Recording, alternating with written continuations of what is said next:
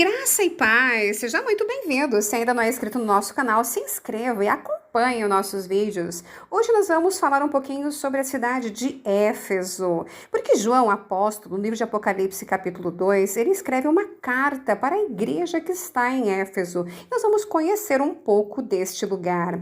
Éfeso era a maior cidade da costa oeste da Ásia Menor, como um centro de comércio marítimo e rodoviário da região. Éfeso era uma próspera comunidade urbana e no final do século I depois de Cristo era a quarta maior cidade do Império Romano. E os romanos fizeram de Éfeso o centro administrativo da província da Ásia. O governador e outros oficiais de Roma entravam na província através do porto e conduziam muitos dos seus negócios na cidade. E ali haviam renomados santuários religiosos como o espaçoso teatro e elegantes prédios públicos que deram a Éfeso um lugar integral na vida cultural de toda a região. E na metade do século I depois de Cristo, Paulo trabalhou em Éfeso por diversos anos. E onde estão as ruínas de Éfeso, floresceu uma das mais importantes cidades da Ásia, onde viveram milhares de pessoas. Era um centro comercial e também religioso. Influenciava tanto leste quanto oeste e ficava na divisa entre Ásia e Europa. Para o ocidente, a Ásia, e para o oriente, a Europa. E tinha um grande porto. E o nome Éfeso quer dizer desejável. E sua arquitetura mostra o porquê. O mármore está presente nas suas ruas, colunas e principalmente principais edifícios. E mesmo hoje, nas ruínas, é possível vislumbrar as riquezas do passado. E um dos edifícios mais importantes da cidade foi a Biblioteca de Celsus. Dizem que ela abrigava mais de 12.000 livros. Éfeso também foi o centro do culto à deusa Artemis, conhecida pelos gregos como Diana, a deusa da fertilidade. A sua estátua tinha vários seios e numa das mãos ela segurava um taco e na outra um tridente. O seu templo, com 128 colunas, foi um dos maiores templos que já existiu e considerado uma das maravilhas antigas. E mesmo não estando na Grécia, ele era o maior templo grego. E daquele suntuoso templo sobrou somente uma coluna. O culto a Artemis, ela foi um dos motivos dos quais os cristãos serem muito perseguidos e combatidos na cidade. Mas eles não desistiram e Jesus reconheceu que eles não desistiram. E no livro de Apocalipse, Jesus se apresenta como um conselheiro que detém nas suas mãos as igrejas. E Apocalipse 2 diz assim: o anjo da igreja em Éfeso escreva: essas são as palavras daquele que tem as 7 estrelas em sua mão direita e anda entre 7 candelabros de ouro. Jesus começa a fazer um elogio à igreja de Éfeso. Ele elogia o fato da cidade de Éfeso ser a igreja evangelística. Jesus reconhece as obras e a perseverança da igreja. E ela também era uma igreja que se santificava. Jesus também elogia o fato deles não suportarem homens maus. E foi uma igreja que suportou a perseguição. E a aplicação para hoje é que Jesus é o Senhor da igreja e Ele conhece tudo aquilo que fazemos e as nossas motivações. E Ele avalia e avaliará as obras de cada igreja. E assim diz Apocalipse 2:2. Conheço as suas obras, o seu trabalho árduo e a sua perseverança. Sei que você não pode tolerar homens maus, que pôs à prova os que se dizem apóstolos, mas não são, e descobriu que eles eram impostores. Mas Jesus ele faz uma advertência à igreja de Éfeso, como descrito em Apocalipse 2:4 e 5. Tenho, porém, contra ti que deixastes o teu primeiro amor. Lembra-te, pois, de onde caístes, e arrepende-te, e pratica as primeiras obras. Quando não, brevemente te virei, e tirarei do seu lugar o seu castiçal, se não te arrependeres. Veja que Jesus ele vai trazer 3 conselhos à igreja de Éfeso. Lembra-te de onde caíste. Arrepende-te e volta à prática das primeiras obras.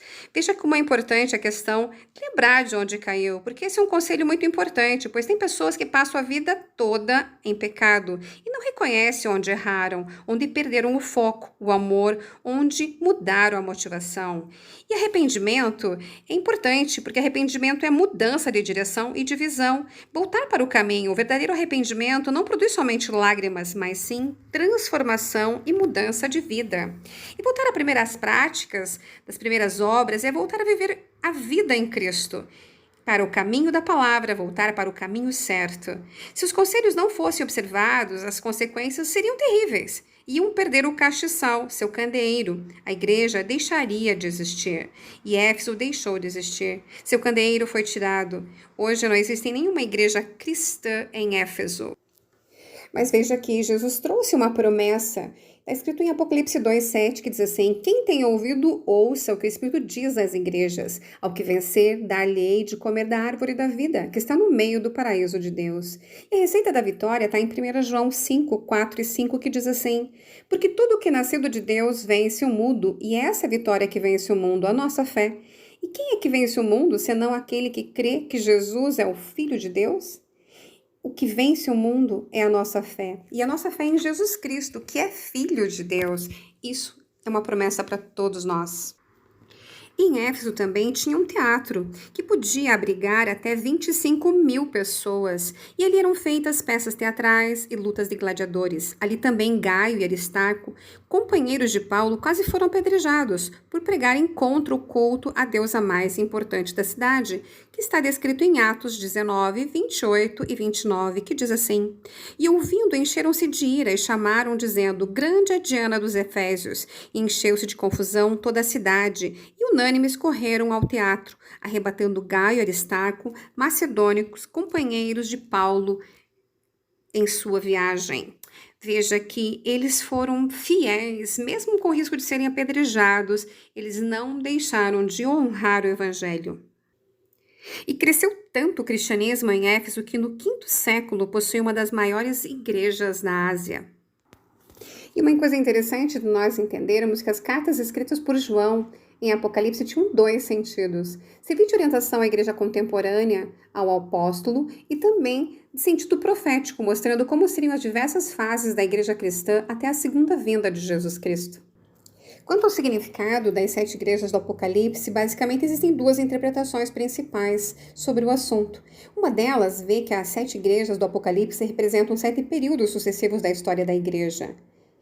E essa interpretação é conhecida como as 7 eras da igreja.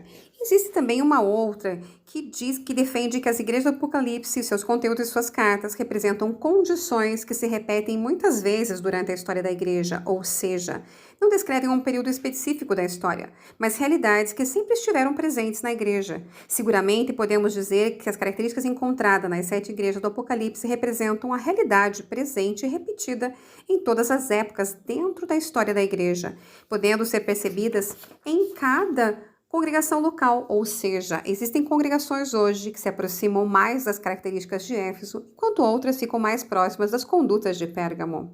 Como também dentro das próprias congregações podemos perceber pessoas que possuem um comportamento similar à igreja da Laodiceia, enquanto outras claramente se parecem mais com a igreja de Filadélfia. E o que nós tiramos para nós hoje? A igreja de Éfeso era uma igreja evangelística.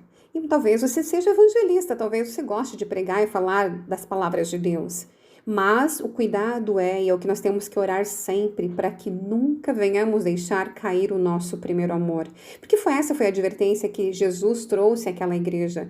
Por isso que nós possamos levar o nosso primeiro amor todos os dias da nossa vida. Evangelizemos sim, vamos pregar o evangelho, vamos falar do amor de Jesus, mas nunca venhamos deixar cair o nosso primeiro amor.